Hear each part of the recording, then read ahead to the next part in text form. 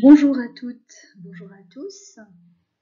Nous voici arrivés à notre quatrième séance de révision consacrée au diagramme de Pourbet, diagramme EPH. Et comme pour toutes les autres séances, je vais la subdiviser en deux parties. Donc la première sera consacrée au premier exercice que je vous avais proposé, en exercice du concours MP 2009. Il s'agit donc du diagramme de Pourbet du vanadium. On vous avait donné donc le squelette de ce diagramme, c'est-à-dire les axes, donc le potentiel redox en fonction du pH.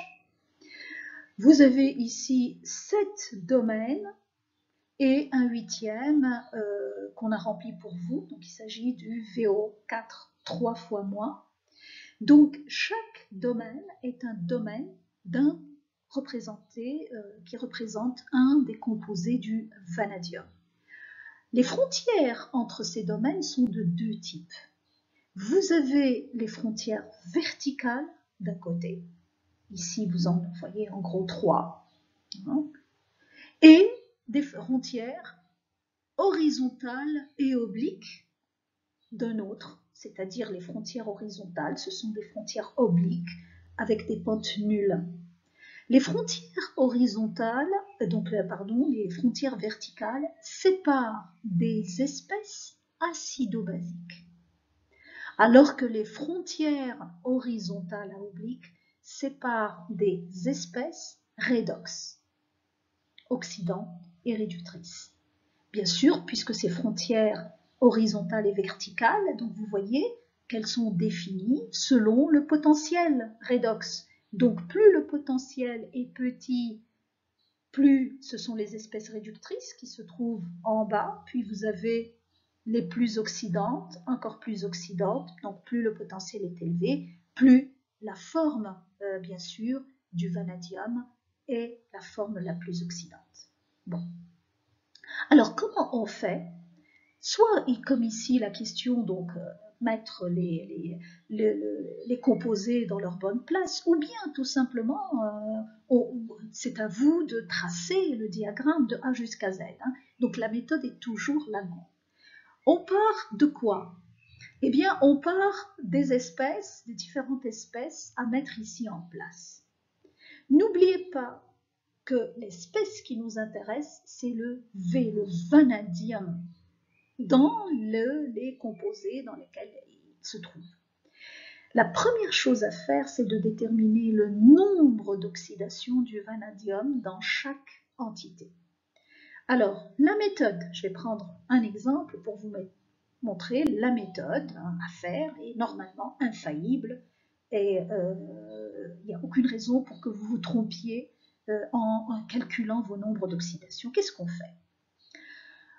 On regarde la charge de toute l'espèce. Par exemple, ici, vous voyez 0, plus 2, plus 3, plus 3. Donc, je prends cet exemple, plus 1. Donc, vous écrivez plus 1 égale à quoi? C'est égal au nombre d'oxydations de toutes les espèces qui composent cette entité. C'est-à-dire, le nombre d'oxydations du vanadium, c'est ce qu'on cherche, c'est X. Par exemple, pour cette espèce, ça va être, vous allez écrire 0 égale à 2x. Plus, qu'est-ce que vous voyez ici? 2 oxygènes. L'oxygène, son nombre d'oxydation est moins 2. Donc, vous allez écrire 2 fois moins 2. Vous voyez que le nombre d'oxydation s'écrit en chiffres romains, d'accord? Et vous retrouvez votre x sans problème qui est égal à 5. Vous faites la même chose pour tous les autres. Une fois ceci fait, et vous essayez de le faire correctement pour ne pas vous tromper, parce que imaginez-vous ce qui va en découler comme bêtise après. Une fois que vous avez fait ça, eh bien, vous allez tracer ce que j'appelle moi un tableau de bord. Ça veut dire quoi? Eh bien, vous voyez vos nombres d'oxydation, vous allez les placer par ordre croissant, d'accord? Le ordre croissant du nombre d'oxydation, comme ici pour votre diagramme Pourbet, ça représente le potentiel. Donc, les espèces qui ont le nombre d'oxydation le plus petit, c'est les espèces les plus réductrices. D'accord? Donc, 0, 2, 4, vous placez vos... Et ici, sur l'axe des X, qu'est-ce que vous avez à l'image de votre diagramme de Pourbet? Vous avez bien sûr le pH. Donc ici, plus on augmente les OH-, hein, plus vous avez les espèces des plus acides à la plus basique. Alors, et on remplit ce tableau. C'est très simple. Pour 0, qu'est-ce qu'on a? Nous n'avons que V. Donc V va occuper toute cette zone, quelle que soit sur toute la gamme du pH. Pour plus 2, qu'est-ce que vous avez? Nous avons deux entités. Plus 2, au nombre d'oxydation plus 2. Donc forcément, ce ne sont pas des couples redox, mais ce sont des couples acido-basiques. Il y a une espèce qu'on va retrouver au faible pH et l'autre au plus fort pH.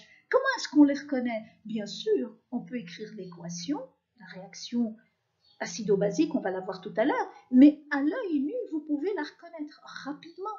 C'est-à-dire que vous avez ici du vanadium, puis vous avez V2O2. D'où vient ce O2? Eh bien, il vient de l'oxygène des OH- que vous avez rajouté en passant de l'acide à la base. Donc, c'est normal que celui-ci soit l'espèce basique et celle-là l'espèce acide. Plus 3, vous faites la même chose. Vous avez 3 espèces, on fait le même raisonnement. Plus 4, vous n'avez qu'une seule entité. Plus 5, une seule entité. Une fois que vous avez bien rempli votre tableau de bord, eh bien vous avez fait pratiquement 80% du travail. Parce que qu'est-ce qu'il reste à faire? Eh bien vous allez exactement à l'image. Ce tableau est à l'image de votre diagramme. Donc vous avez un premier étage ici, ça correspond au VS sans problème. On remonte un étage. Au niveau de ce deuxième étage, vous avez deux espèces, donc V2+ ici, à côté c'est V2O2. Je remonte encore un étage, donc j'ai encore deux espèces, V3+, V2O3. Vous voyez qu'à chaque fois, hein, je place, vous voyez ici, voici leur frontière acido-basique. Ici, à peu près, leur frontière acido-basique. Là, nous n'avons pas d'échelle, donc nous ne pouvons pas mettre exactement les bonnes valeurs, mais vous voyez bien, vous retrouvez la frontière ici, voilà, entre V3+, V2O3, et voici V3+, V2O3. Ensuite, eh bien, vous avez l'étage du nombre d'oxydation 4, puis 5. Et voilà, vous avez indexé votre diagramme sans problème. Alors, la question que vous avez posée, c'est de déterminer, d'identifier vos domaines d'immunité, de corrosion et de passivation. Qu'est-ce qu'un domaine d'immunité? Immunité, c'est immuniser. Là, nous sommes en pleine période hein, pour ce type de terminologie. On est immunisé contre quoi? Nous, contre le virus, j'espère pour nous. Mais votre solide, votre vanadium métallique, il doit être immunisé contre quoi? Contre la corrosion. C'est le gros souci que nous avons et que vous allez avoir, vous, en tant qu'ingénieur, avec vos métaux qui ont ce désagréable inconvénient de se corroder. Ils sortent d'eau, hein, donc ils se corrodent dans l'eau. Et si vous êtes dans la zone de prédominance du vanadium solide, c'est que ici vous êtes immunisé, votre vanadium reste bien solide et il n'est pas corrodé. Donc ça c'est le domaine d'immunité, c'est tout simplement c'est le domaine où se trouve votre métal. Maintenant, les domaines, quand votre vanadium se corrode avec l'eau, ça veut dire quoi? C'est-à-dire qu'il se dégrade, vous n'avez plus du vanadium solide. Soit vous l'avez dissous dans l'eau, il se dissout. C'est la vraie corrosion, ça. Donc, le vanadium 2+, c'est un domaine de corrosion. Toutes les espèces ioniques, ça veut dire que vous avez votre vanadium qui est passé en solution dans l'eau. Toutes les espèces ioniques sont des domaines de corrosion. Maintenant, vous avez d'autres espèces qui ne sont pas ioniques, mais ce n'est pas votre vanadium non plus. C'est un précipité, c'est un solide autre que le métal. Eh bien, comment appelle-t-on ces domaines? C'est vrai que c'est une dégradation de votre vanadium. Mais on n'appellera pas ça corrosion. Pourquoi? Effectivement, le vanadium se dégrade dans l'eau pour donner un précipité, mais il se trouve que ce précipité, il va se déposer sur votre solide, votre vanadium solide, il se dépose sur ce vanadium solide et il va empêcher le vanadium de se corroder. Il va arrêter la corrosion du vanadium, il va le protéger, ces solides-là vont protéger votre plaque métallique, par exemple, de vanadium, contre la corrosion. On appelle cela de la passivation. Donc, toutes les espèces solides qui ne sont pas le métal, ce sont des espèces donc, dont le domaine de prédominance est un domaine de passivation. Donc, c'est très simple.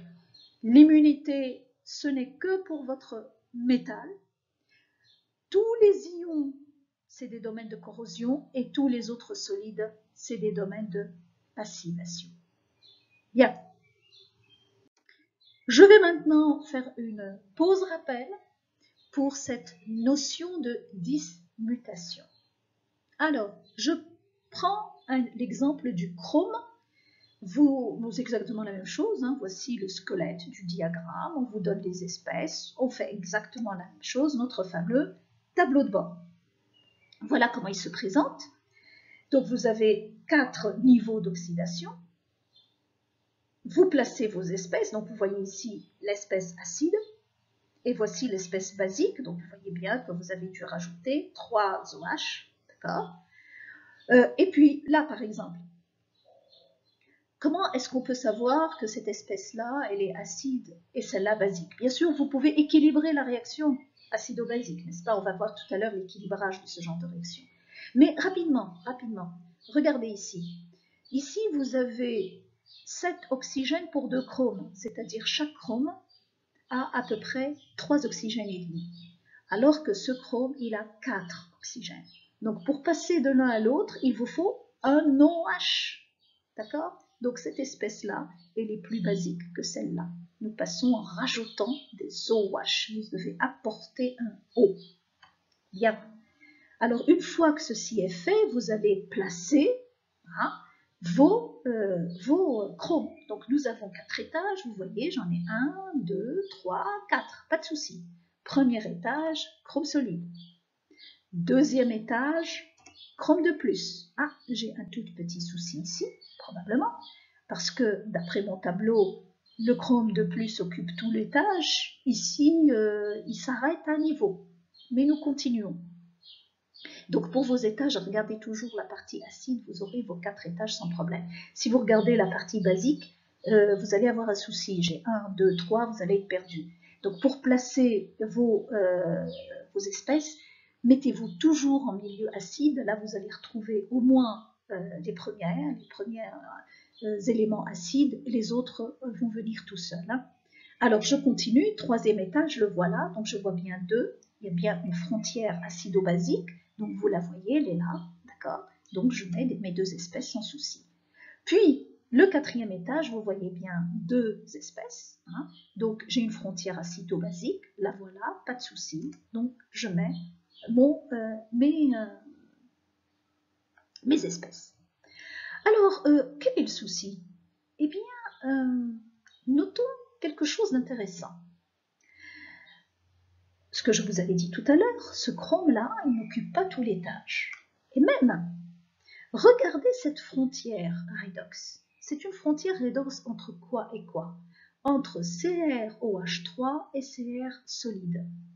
Si je regarde mon tableau de bord, d'accord, pour les pH un peu basiques, si je regarde mon tableau de bord, eh bien, je ne vois pas de frontière entre CrOH3 et Cr solide. Je ne vois pas une frontière directe. Il y a ici Cr2+.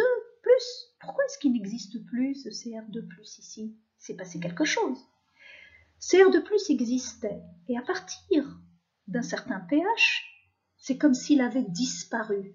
Il a disparu au profit de son espèce oxydante, l'espèce avec laquelle il forme un couple redox, et il a disparu aussi, probablement, au profit de l'espèce avec laquelle il forme un couple aussi redox. Mais là, dans ce cas-là, dans ce cas-ci, Cr2+ est le réducteur, CrOH3 est l'oxydant, et dans ce cas-ci, Cr2+ est l'oxydant et Cr solide est le réducteur.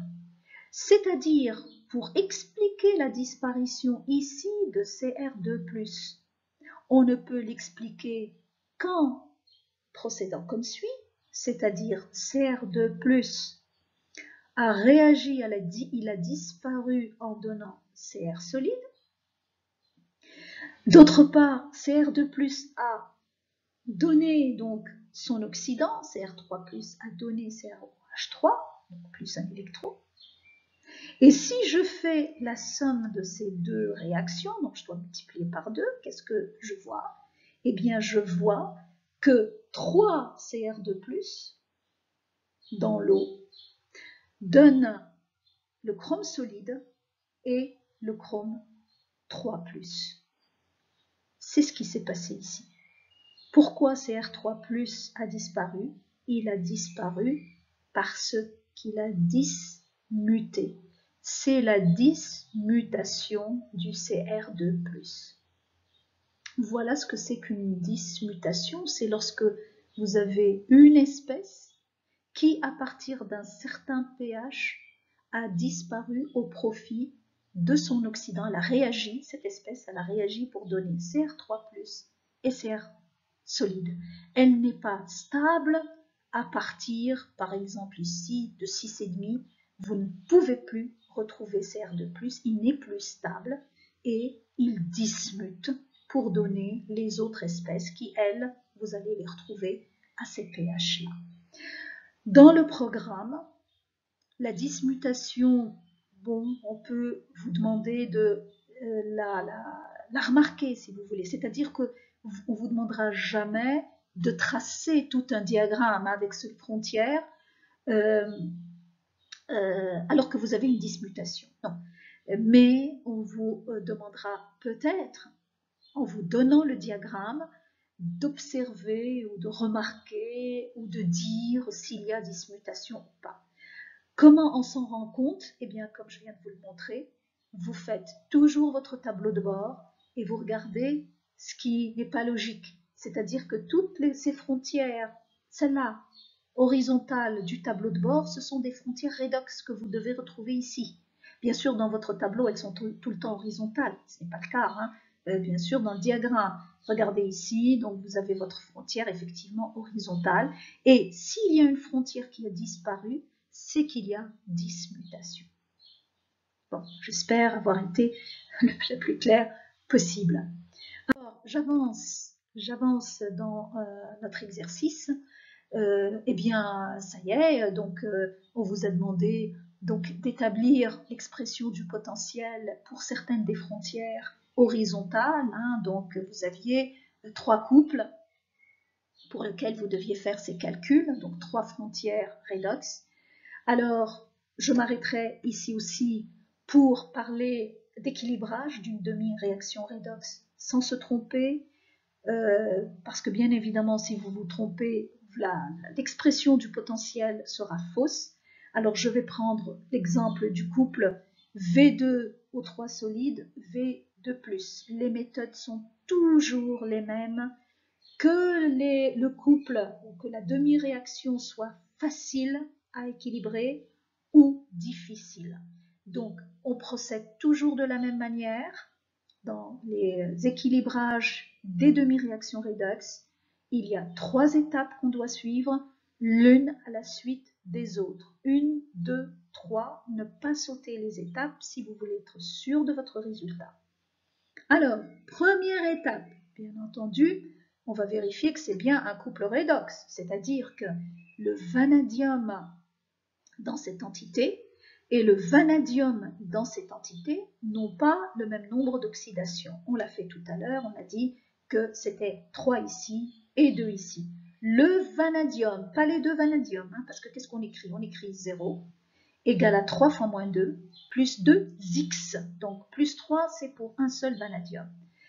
C'est bien un couple redox parce que le nombre d'oxydation n'est pas le même et nous devons pallier à cela, c'est-à-dire nous allons entre guillemets équilibrer ces chiffres romains. Donc il va falloir rajouter quoi? Un électron de ce côté-ci pour être en plus 2, plus 2. Donc on équilibre ça avec les électrons. Donc un électron par vanadium. Attention, nous en avons 2, donc il va falloir rajouter 2 électrons pour vos 2 vanadium. Donc vous mettez ici votre 2. Ça, c'est la première étape. Ce n'est pas fini. La deuxième étape, ce sont les charges. Vous regardez les charges à gauche de votre réaction. Qu'est-ce que vous avez? Cette espèce n'est pas chargée, mais là, ce sont des électrons, c'est moins 2. Remarquez que j'utilise les nombres arabes pour les charges, les nombres ou les chiffres romains pour les nombres d'oxydation. C'est une convention, si vous voulez. Les charges du côté droit, c'est bien sûr 2 fois plus 2, c'est plus 4. Avec quoi nous équilibrons les charges? Toujours, quand il s'agit de déterminer les potentiels, vous équilibrez toujours avec H+. Quand il s'agit de potentiel, je répète, dans d'autres cas, si vous avez une réaction à équilibrer, faites attention, si on vous dit que ça se passe en milieu basique, donc vous équilibrez avec OH-, parce qu'ici, comment on va équilibrer? Soit je rajoute des H+ ici, soit je rajoute des OH- ici. Pour la détermination des frontières, donc des potentiels redox, c'est toujours avec H+. Donc je vais devoir en rajouter 6 pour faire l'égalité des charges. Je vais mettre 6H+, pour avoir plus 4 ici, plus 4 ici. Troisième et dernière étape, c'est les éléments, bien entendu. Et ça sera, on équilibrera avec notre solvant, c'est-à-dire H2O. Donc vous voyez qu'il vous manque des H2O ici. Donc il en manque au moins 3. Voilà, votre réaction demi-réaction redox est bien équilibrée et vous pouvez sans souci exprimer le potentiel qui est égal au potentiel standard moins 0,06 sur le nombre d'électrons échangés, log d, la partie réducteur, donc c'est V2+ au carré, la concentration de V2+ au carré, l'eau et le solvant, son activité égale à 1, sur les espèces côté oxydant, c'est-à-dire H+ à la puissance 6. Le V2O3 est un solide, son activité égale à 1, donc on le prend par égal à 1. Voilà, et comme ça, vous déterminez sans problème votre potentiel, sans vous tromper.